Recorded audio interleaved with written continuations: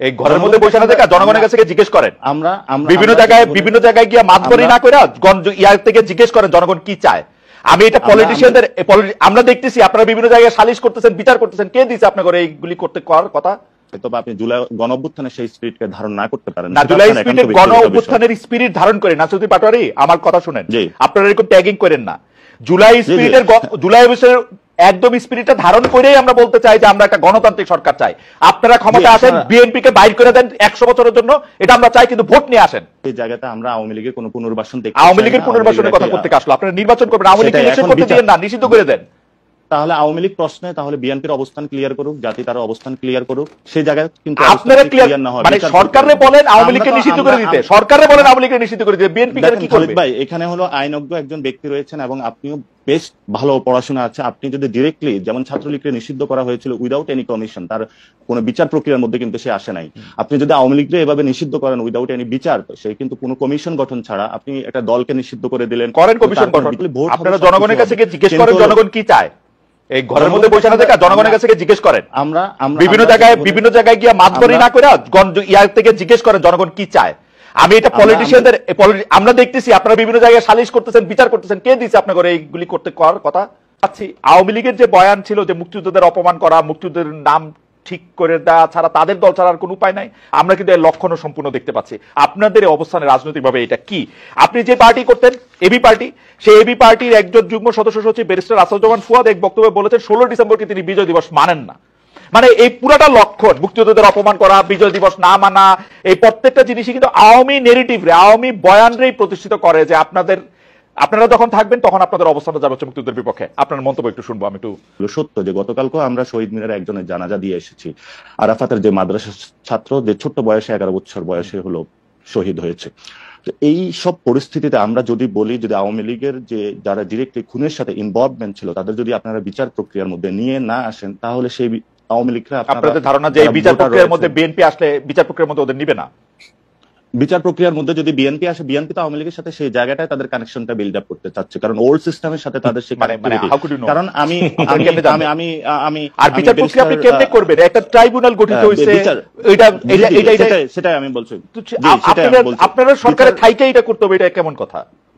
দেখুন, আমরা জাতীয় নাগরিক কমিটি কিন্তু সরকার নয়, সরকারটা কিন্তু অংশগ্রহণ বিএনপির রয়েছে, সবগুলো মানুষের অংশগ্রহণ রয়েছে, এটা আপনারও সরকার, সকলেরই সরকার।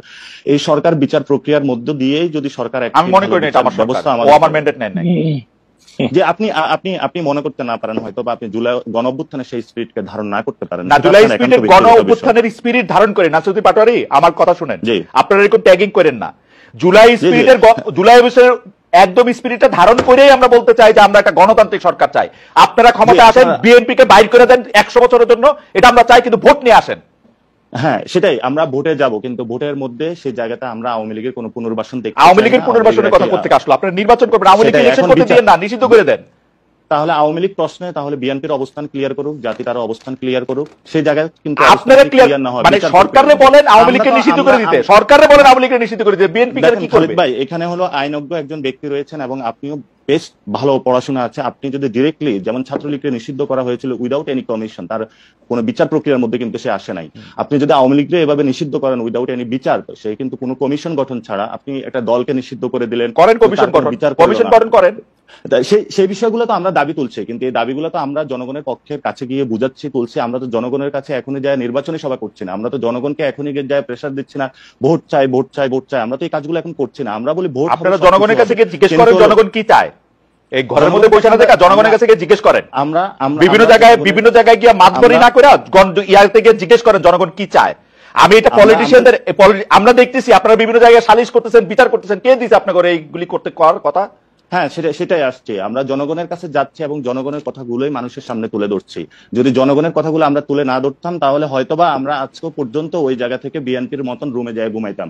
এবং যারা জুলাই গণ অভ্যুত্থানের সেই যে আকাঙ্ক্ষা বাস্তবায়নের যে কাজগুলো আমরা করছি, এবং জনগণ যে ম্যান্ডেটটা নিয়ে এই সরকারটা গঠন হয়েছিল, দেখুন এই সরকারটা কিন্তু রক্তের উপরে দাঁড়িয়ে গঠন হয়েছিল।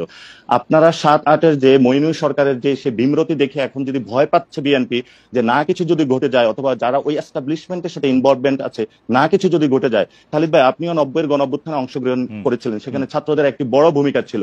সেই ভূমিকাটা কিন্তু দুটি দল চুরি করে নিয়ে গেছিল। সেই জনগণের যে ম্যান্ডেটটা ছিল সেটা কিন্তু আমরা আকাঙ্ক্ষা আকারে আজকেও পাইনি।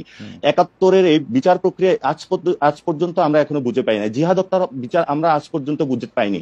তাহলে আমরা সেই দাবিটি করছি যে নির্বাচন হবে। আপনার এই বক্তব্যগুলোর সাথে আমি একমত জনাব পাটোয়ারি, এই বক্তব্যগুলোর সাথে একমত। তাহলে আপনারা কি বিচার প্রক্রিয়াটা কি করতে চান, মানে বিচার কইরা তারপরে ইলেকশন দিবেন এরকম দাবি আপনাদের?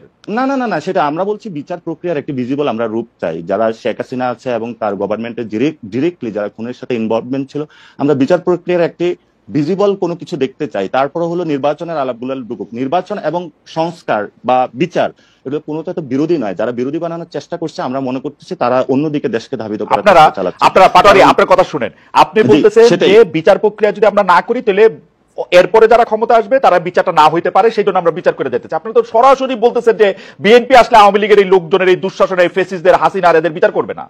আপনি কি এরকম মনে করতেছেন?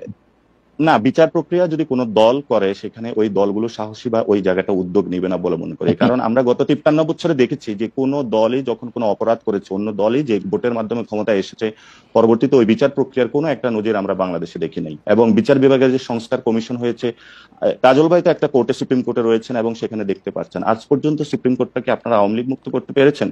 বড় বড় কথা বললে আসলে মানুষের সামনে শুনতে পাচ্ছেন আপনারা কি মানে কোর্ট আওয়ামী মুক্ত করতে হবে, এটা কিরকম কথাবার্তা? আওয়ামী লীগ মুক্ত করার তো দরকার নাই। আওয়ামী লীগের মধ্যে থেকে যারা অন্যায় করছে, অপরাধ করছে, তাদেরকে শাস্তি দিতে পারবে কিনা সেটা হচ্ছে কথা।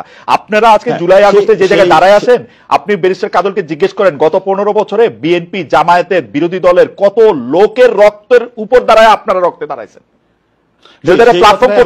গত 15 বছরে যারা গুম হয়েছিল, খুন হয়েছিল, একবারও কি তাদের পক্ষে দাঁড়িয়ে কখনো বিচার দাবি করা হয়েছিল? গুম কমিশনের রিপোর্টটা সামনে আসবে, যারা গুম এবং খুনের সাথে ইনভলভমেন্ট ছিল তাদেরও তো বিচারটা দাবি করা হয় না। যে বিএনপির কর্মীটা বিভিন্ন জায়গায় নিজের বুকটা পেতে দিয়েছিল সে তো আজকে বিচার পাচ্ছে না। যে বিএনপির এখনো পর্যন্ত হলো ভাই অথবা বোন যাদেরকে এখনো পাওয়া যায় না, যাদের রক্তের উপরে দাঁড়িয়ে আজকে বিএনপি কথা বলছে, তার জন্য তো বিচার চাচ্ছে না বিএনপি। এবং আমরা বলি